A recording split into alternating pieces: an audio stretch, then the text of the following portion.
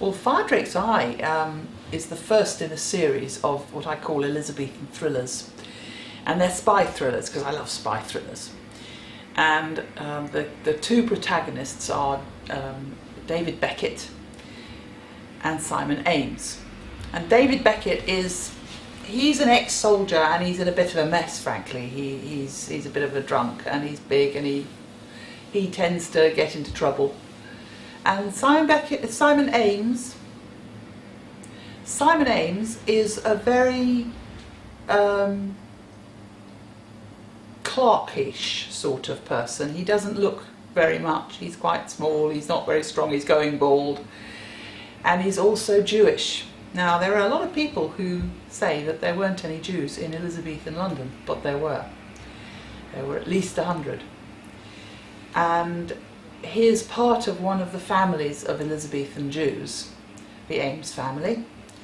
And in fact, the chap who I've said is his father is Dunstan Ames, who was, in fact, in historical fact, Queen Elizabeth's deputy comptroller for poultry to the court, which was quite an important position and very lucrative. So there's a lot of interesting things about the Ames family, and at least two Ames sons, there were a lot of children, two Ames sons at least, were basically sort of James Bond of the 16th century. So it's a very interesting time to do it, and the spy thrillers are wrapped around certain events. So for instance, Fire Drake's Eye is wrapped around the Throgmorton plot.